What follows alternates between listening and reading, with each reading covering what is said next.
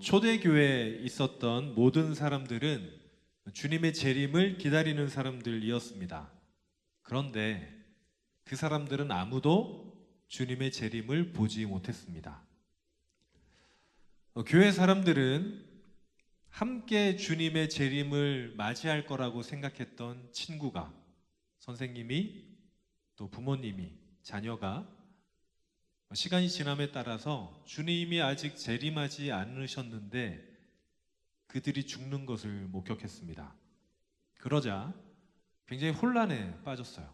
주님께서 내가 다시 올 것이다, 속히 올 것이다 약속하고 하늘로 가셨는데 그들에게는 재림을 경험하지 못했기 때문입니다. 왜 주님이 이렇게 늦게 오시지? 주님이 오시는 게 맞나? 시간이 지나면서 이렇게 사람들에게는 주님을 기다리는 것이 우리에게 의미가 있는 일인가? 라는 의문이 생기기 시작했습니다. 오늘 본문을 기록한 요한계시록은 사도 요한이 썼는데요. 이 사도 요한은 모든 사도 중에서 가장 어렸던 사람입니다. 그리고 가장 늦게까지 살아남았던 사람이기도 합니다. 가장 막내였고 예수님께 사랑을 가장 많이 받았던 사도 요한이 이제는 혼자 남았어요. 나머지 그 12명의 제자 중에 자기 빼고 나머지 사람들은 한 명도 빠지지 않고 다 죽었습니다. 순교했거든요. 사도 요한 말고는 모든 사도들이 다 순교했습니다. 그리고 혼자 남아서 이제 반모섬이라는 섬에 혼자 유배되어 있는 상황입니다. 예수님을 믿는다는 것 때문에 잡혀서 그래도 좀 저명한 사람이기 때문에 바로 사형에 처하진 않았고 척박한 반모섬이라는 곳으로, 마치 우리나라 예전에 제주도로 귀양 보내듯이 반모섬으로 귀양을 보내서 거기서 요한계시록을 썼죠. 이 본문을 기록할 때도 아직 주님이 오시지 않았습니다. 그런데 이 초대교회 성도들은요, 그래도 아직 주님이 안 오셨지만 그래도 소망을 담아서 오늘 본문처럼 이야기했습니다. 주 예수여 오시옵소서, 주 예수여 오시옵소서. 초대교회 사람들은 주님을 기다리는 사람들이었습니다. 그들의 현실이 어떻든 결국은 주님께서 오셔서 하나님 나라를 완성하실 것이다 라고 생각했습니다.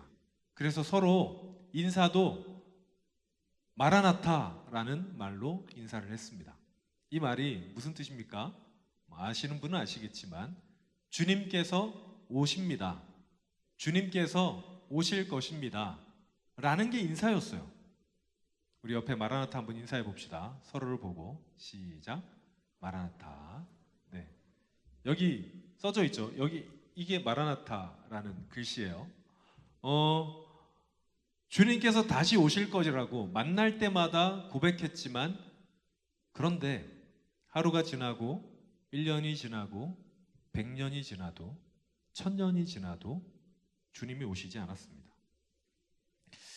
한때 제가 어릴 때 주님의 재림에 대해서 이야기하는 많은 사람들이 있었습니다. 몇 월, 몇 시 주님께서 오십니다. 이렇게 언제 주님이 오실 거라고 얘기하던 사람들이 꽤 있었습니다. 어느 되게 이름만 대면은 우리 나이 또래는 아는 그 이단들이 있었는데 이단에서 언제 주님이 오신다고 얘기를 했는데 그때 뭐 매스컴에도 나고요. 굉장히 사회가 뜨거웠었습니다. 그래서 저는 굉장히 마음이 예전에도 한번 설교 때 얘기했지만 마음이 아팠던 게 그 주님이 오신다는 날이 제 생일 한 3일 전인가 그랬어요. 생일은 지나고 오셔야 되는데 이게 또 생일 되면 우리가 짜장면을 먹으러 갔거든요. 그걸 꼭 먹어야 되는데 라고 생각했던 주님이 오셨습니까? 안 오셨어요. 그런데 그런 일들, 이단들 혹은 허무맹랑한 얘기를 하면서 주님이 오실 거라고 사람들을 다 불러 모으고 하늘나라 가면 쓸모없는 물질 다 바치라고 해가지고 자신의 욕심을 채우려는 그 이단들 때문에 어느 순간 주님의 재림을 이야기하는 게 이상해졌어요. 주님께서 재림하십니다, 오실 겁니다라고 얘기하는 게 약간 좀 꺼려지는 이야기가 됐습니다. 그래서 주님의 재림에 대해서 얘기하면 약간 색안경을 끼고 목사님 뭐지? 뭐 이렇게 생각하는 사람들도 있는 게 요즘인 것 같습니다. 어떤 사람은 이렇게 물어요. 재림이 뭐가 그렇게 중요하냐? 그냥 미래가 아니라 현재를 살면 되지 않냐? 신앙생활 열심히 하고 지금 뭐 예배 잘 드리고 하면 되지 굳이 뭐 주님을 기다려야 되냐? 라고 말하는 사람들도 있습니다. 그리고 뭐 수동적으로 그렇게 기다리는 것보다 능동적으로 그냥 신앙생활 열심히 하는 게 훨씬 낫지 않겠냐? 라고 말하는 사람들도 있습니다. 그래서 요즘 이 교회를 보면, 이 교회 문화를 보면 재림에 대해서 이야기하는 것이 그렇게 편하지 않아요. 어려운 것 같은 느낌이 듭니다. 그런데 여러분, 주님을 기다린다는 거, 주님의 재림을 기다린다는 거는 그냥 막연히 기다리는 게 아니에요. 대림절은 주님을 기다리는 절기죠. 네, 저기 군인 한 명이 들어와가지고 제 시선을 이따가 소개 한번 하겠습니다. 주님을 기다린다는 것은 굉장히 그냥 수동적이고 가만히 있는 게 아닙니다. 대림절이 주님을 기다리는 절기인데 우리 대림절에 절기색을 보라색을 보통 쓰거든요. 그래서 우리 이제 배너가 보라색으로 되어 있는데 기다림을 상징하는 색이에요. 그래서 우리 사순절에도 보라색을 쓰죠. 부활주의를 기다리면서. 그리고 이번에 우리 이미지로 이 대림절 기간 예배 동안의 이미지로 모래시계를 선택을 했는데 모래시계도 기다리는 거잖아요. 그래서 우리 여기 보시면 모래시계가 지금은 좀 가득 차 있잖아요. 4주째로 가면서 조금씩 줄 겁니다. 그렇게 우리가 디자인을 했어요. 그래서 조금씩 줄어가면서 우리가 줄면 위에 모래가 줄면 아래쪽에 있는 모래는 늘어나잖아요. 우리의 기다림의 깊이가 깊어진다라는 의미로 모래시계를 가지고 왔는데 그냥 기다리는 거는 사실 초대교회 사람들에게 의미가 없는 시간이 아니었습니다. 아까 말한 것처럼 본문이 기록되는 시기는 교회가 굉장히 환란에 빠져있던 시기입니다. 여러분 혹시 로마 가보신 분 있으십니까? 몇 명 있는 걸로 아는데 로마의 카타콤 혹시 들어가 보셨어요? 지하무덤. 지하무덤이 예배 장소로 사용을 했었었죠.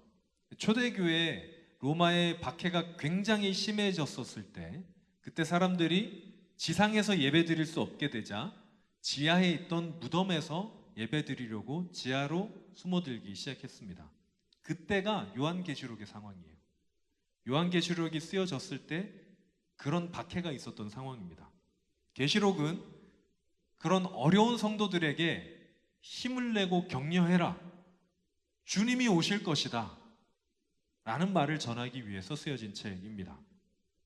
그리고 오늘 본문 말씀인 20절의 말씀에는 주님이 이렇게 얘기하시죠.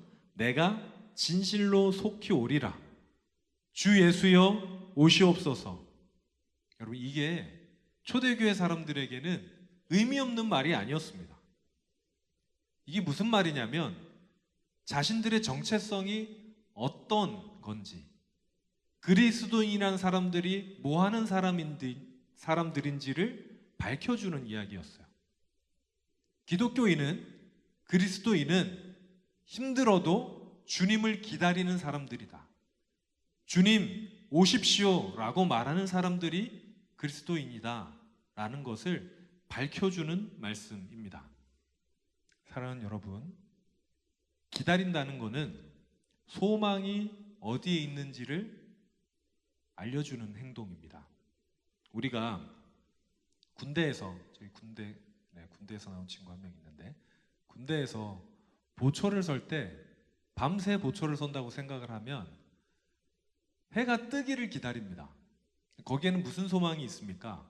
빨리 힘든 것을 끝내고 들어갔으면 좋겠다 라는 희망이 담겨 있죠. 우리가 사랑하는 사람을 기다린다고 생각해 봅시다. 사랑하는 사람을 기다릴 때 우리의 소망은 뭡니까? 그 기다림의 행위에 담긴 소망은 사랑하는 사람을 빨리 봤으면 좋겠다라는 소망이 있습니다. 이렇게 초대교회 사람들이 주님을 기다리는 기다림에는 그들의 소망이 담겨 있었어요.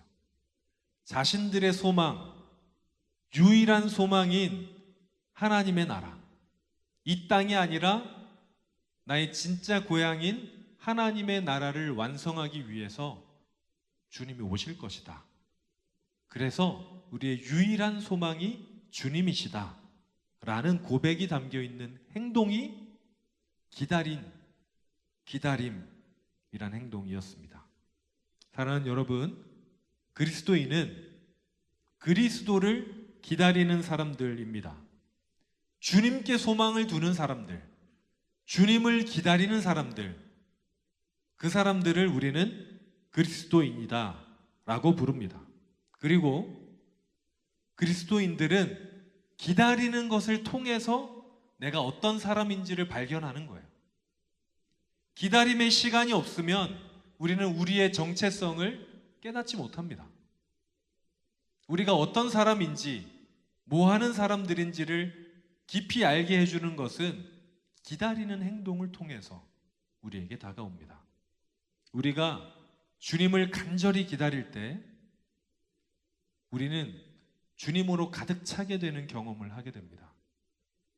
기다림을 통해서 주님이 우리 안으로 들어옵니다. 그래서 우리는 주님을 기다림으로 말미암아 우리 안에 주님을 가득 채우고 우리가 서로 마라나타, 초대교인들이 마라나타 라고 인사할 때는 들을 때마다 확인하는 거예요. 내가 무슨 사람인지, 내가 어떤 사람인지, 지금 내가 무엇을 기다리고 있는지. 사랑하는 여러분, 주님을 기다리고 계십니까? 혹 여러분 기다리는 것이 무엇입니까? 우리 기다리는 게 참 많죠. 좋은 소식을 기다릴 때도 있고, 직장인들은 월급 받는 날을 기다릴 수도 있고, 휴가를 기다릴 수도 있고, 누군가는 또 어떤 소식을 기다릴 수도 있고, 그 하나하나의 기다림에는 소망이 담겨 있잖아요.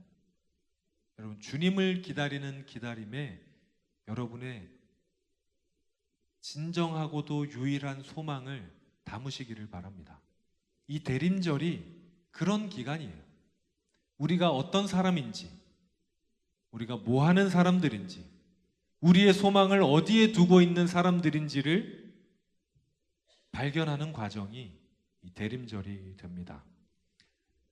오늘 우리가 두 가지를 받을 건데, 청년들은 하나는 요 앞에 있는 모래시계를 하나씩 받으실 거예요. 모래시계가 15분짜리 모래시계입니다. 한번 뒤집으면 제가 세보니까 15분 8초 정도 걸려요. 하루에 15분을 대림절 기간 동안 주님께 좀 드리셨으면 좋겠습니다. 그 15분 동안 뭘 하냐?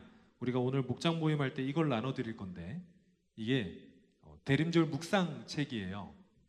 15분 동안 이걸 가지고 묵상하세요. 그러면서 주님을 기다린다는 것이 무엇인지, 우리 안에 주님을 채워가는 것이 무엇인지 경험하는 시간이 됐으면 좋겠습니다. 이 모든 과정을 통해서 주님이 여러분에게 바라는 것이 무엇입니까? 주님이 왜 여러분을 기다리게 하십니까? 왜 우리를 기다림의 자리로 부르십니까? 주님을 더욱 깊이 알게 하기 위해서. 대림절 기간은 그저 성탄절을 맞이하는 시간이 아닙니다. 더 주님과 가까워지고 더 주님을 깊이 묵상하면서 내 다른 소망이 아니라 정말 진정한 소망은, 내 유일한 진정한 소망은 주님께만 있구나 발견하는 우리 대림절 기간이 되기를 바랍니다. 우리 이 시간 같이 좀 찬양하려고 하는데, 하나님께서 여러분을 부르십니다. 기다림의 자리로 부르십니다. 대림절 기간 동안 또 각자의 자리로 하나님께서 부르십니다. 여러분이 어떤 상황인지 제가 알 수가 없어요. 그냥 얼굴 보면 제가 지나가면서 인사를 할 때 잘 지내니? 하면은 100에 99번은 잘 지낸다고 해요. 그런데 좀 자세히 들어보면 그렇게 잘 못 지내는 것 같아요. 다 문제가 있더라고요. 하나님은 왜 우리를 그런 어려운 상황 가운데 부르셨을까요? 왜 하나님은 초대교회에 그런 고난의 상황을 주셨을까요? 우리 대림절 기간 하나님을 묵상하면서 그 대답을 찾아갈 수 있습니다. 우리가 확신하는 것은 그것이죠. 하나님의 부르심에는 후회하심이 없고 하나님의 부르심에는 실수가 없다는 것을 믿는 믿음 가지고 그 부르심의 자리를 찾아가는 겁니다. 우리 함께 찬양할 때 이 가사를 묵상하면서 하나님께서 나를 부르셨군요. 주님, 제가 하나님의 그 부르심에 응답하겠습니다. 그리고 날 향한 그 주님의 계획에 내가 동참하겠습니다. 우리 고백하며 이 대림절을 하나님 안에서 보내기로 결단하는 시간 됐으면 좋겠습니다.